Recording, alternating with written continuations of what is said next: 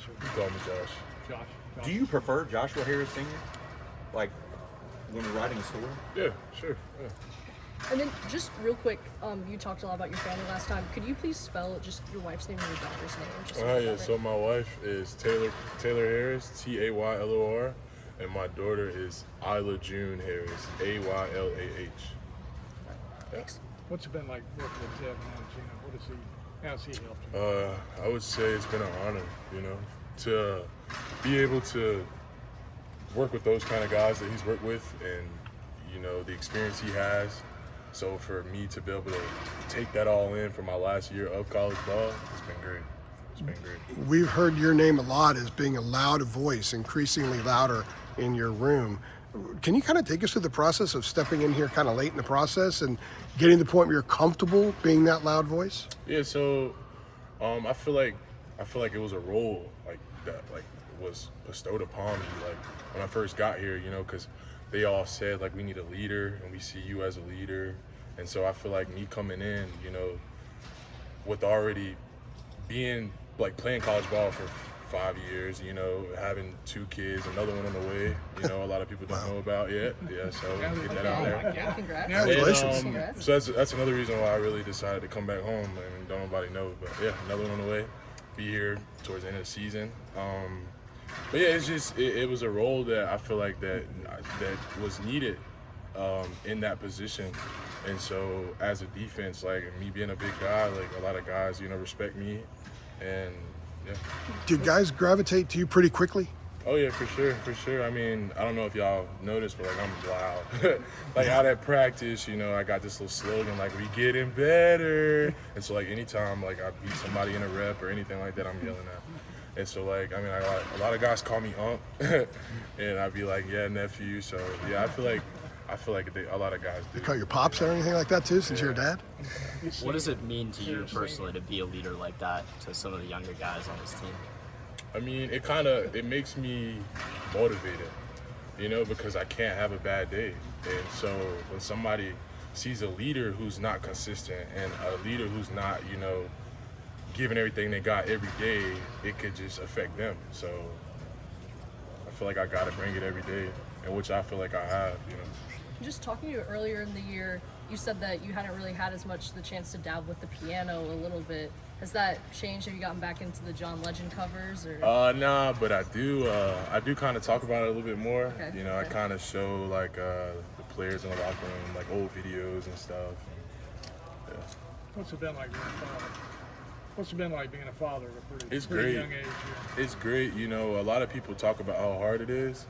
But when I go home, no matter how bad of a day I have, when I go home and I see my 2 kids jumping up and down, so excited to see me, it brightens my whole day, brightens my whole mood. So I would say it's great. It has its pros and cons like everything else, but I mean, it motivates me. It just brings joy.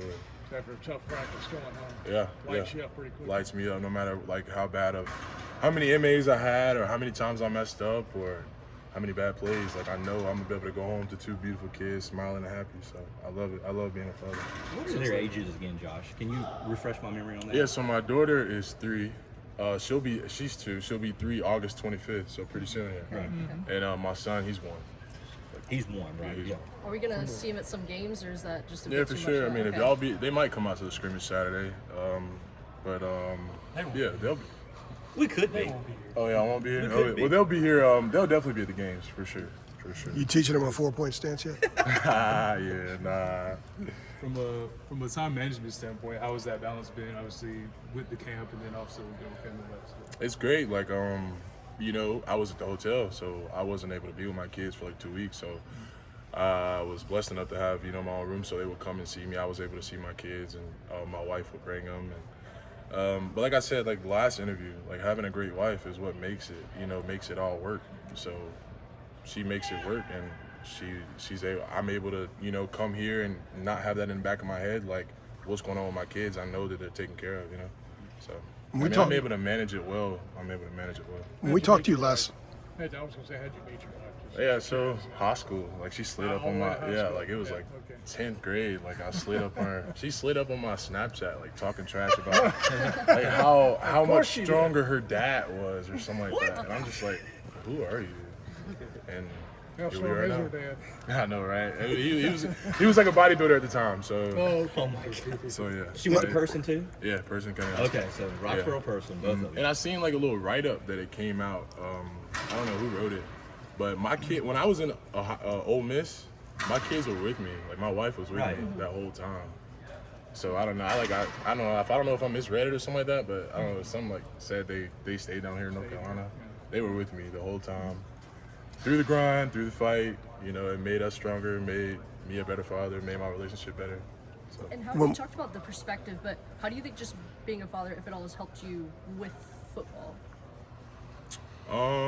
That's a good question. I mean, I would say it helps me like have I would say like more of a purpose to what I'm doing.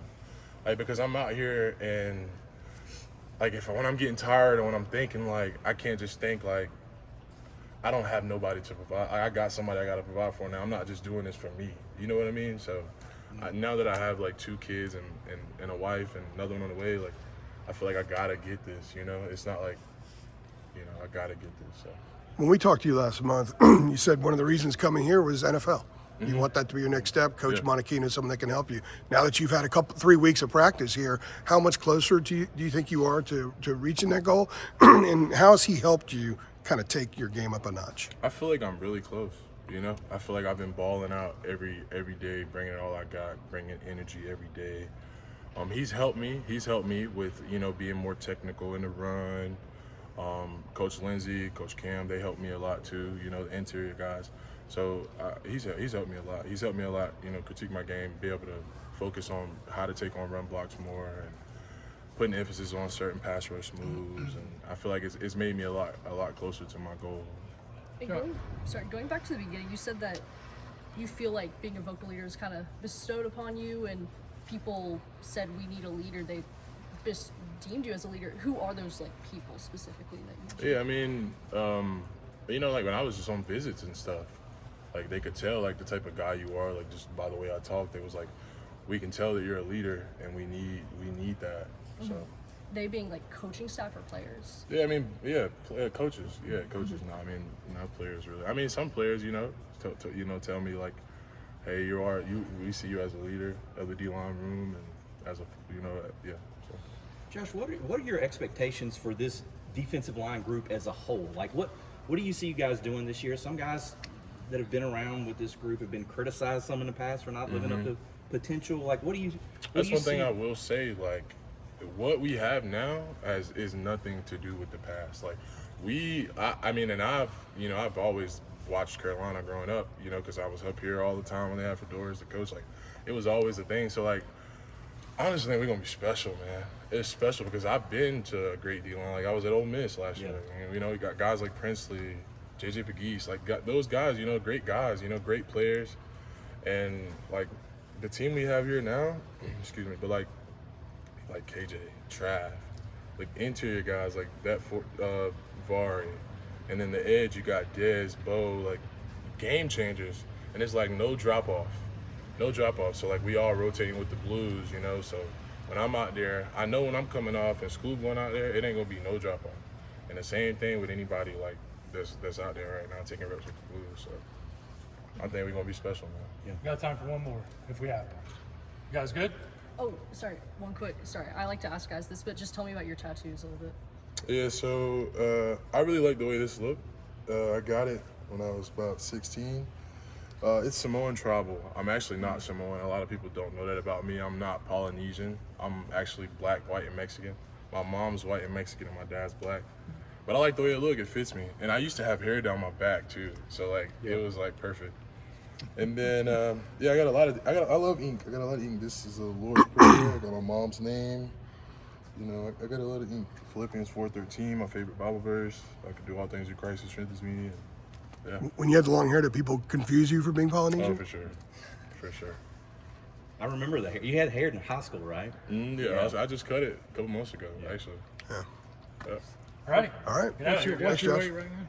338. 338. 338. Is that gonna be your weighing weight, you think? Yeah, I'll probably be 35, 30.